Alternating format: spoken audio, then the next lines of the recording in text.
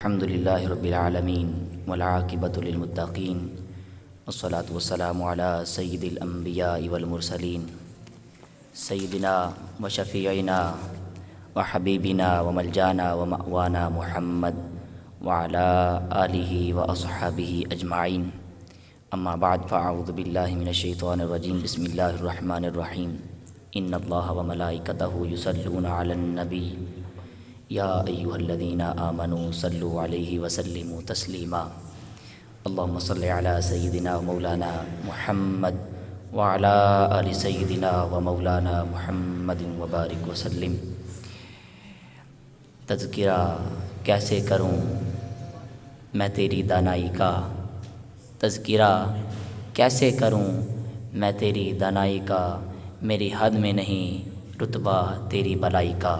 حمد و صلات کے بعد نہایت ہی عزت و تکریم کے لائق معزز و محترم اسٹیج کی زینت اساتذہ کرام وارثان علم و دانش میرے طلباء ساتھیوں، آج کی اس نشست میں مجھے آپ کے سامنے کھڑے ہو کر گفتگو کرنے کا اعزاز میسر آ رہا ہے. میرا موضوع گفتگو ہے مادر علمی.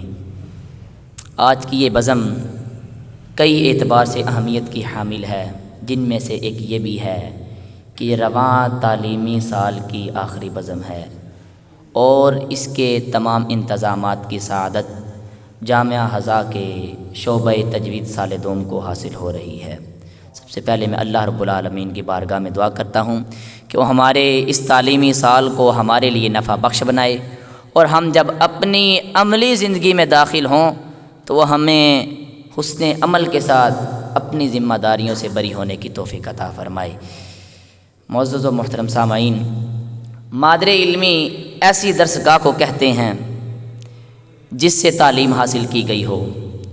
قرآن و حدیث میں علم اور تعلیم کی بڑی فضیلتیں بیان کی گئی ہیں.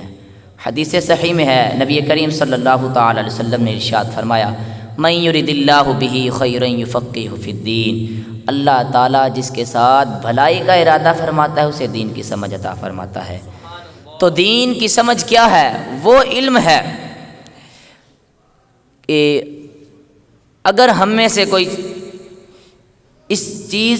ہمیں کوئی اس چیز زیور آراستہ کرتی ہے تو ہماری مادر علمی ہی ہے. یہ ہماری مادر علمی ہی ہے جو ہمیں لکھنا، بولنا اور پڑھنا سکھاتی ہے اور ہمارے اذہان کو تازگی اور جلا بخشتی ہے. ضلع جہلم کے ایک دور دراز گاؤں میں، جہاں اس وقت بجلی کی روشنیاں نہیں پہنچتی تھی اور جانے کے لیے باقاعدہ راستہ موجود نہیں تھا، اس وقت یہ شمع آج سے تقریباً 50 برس قبل روشن کی گئی. جہلم سے 30 کلومیٹر دور واقع کھوکھا شریف کو، گاؤں کو آج تک لوگ فراموش کر چکے ہوتے اگر وہاں پر حضور امام المجودین فضیلت الشیخ قبلہ بڑے استاذی جامعہ شمسیہ ضیاء القرآن کے نام سے ایک عظیم مذہبی اور فکری درسگاہ کا آغاز نہ فرماتے.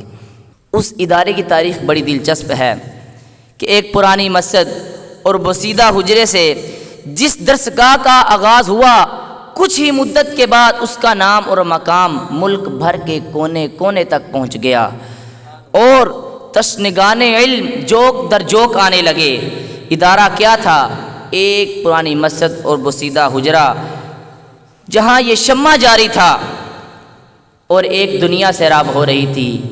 اخلاص، لگن اور انتھک محنت کا ایسا صلہ اللہ رب العزت نے عطا فرمایا کہ آج ہم جہاں پر جس جگہ بیٹھ کر علم حاصل کرتے ہیں، یہ جامعہ شمسیہ ضیاء القرآن کھوکھا شریف کا ہی فیضان ہے.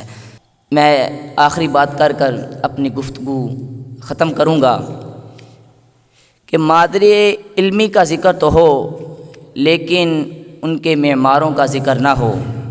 ایک طالب علم کے لیے ضروری ہے کہ وہ اساتذہ کرام کا دل و جان سے ادب بجا لائے اور ان کی خدمت میں کوئی کسر نہ چھوڑے. تو علامہ اقبال فرماتے ہیں، تو آن شاہ کے محل پر کثرت، تو آن شاہ کے محل پر کثرت، کبوتر گر نشیند باز گردد.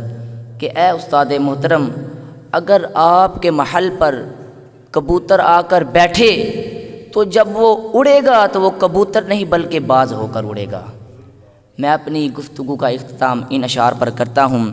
تجھے اے مادر علمی مہرباں ہم نہ بھولیں گے، تیری آغوش شفقت تیرا داماں ہم نہ بھولیں گے، چلے جائیں گے گلشن سے جدائی جو مقدر ہے، مگر جلوہ گاہ علم و عرفاں ہم نہ بھولیں گے۔ اللہ تعالیٰ میری اور آپ کی مادر علمی کو سلامت رکھے اور ہم سب کو اساتذہ اکرام کا ادب دل و جان سے ادب جالانے کی توفیق عطا فرمائے۔ وما علینا الا البلاغ المبین۔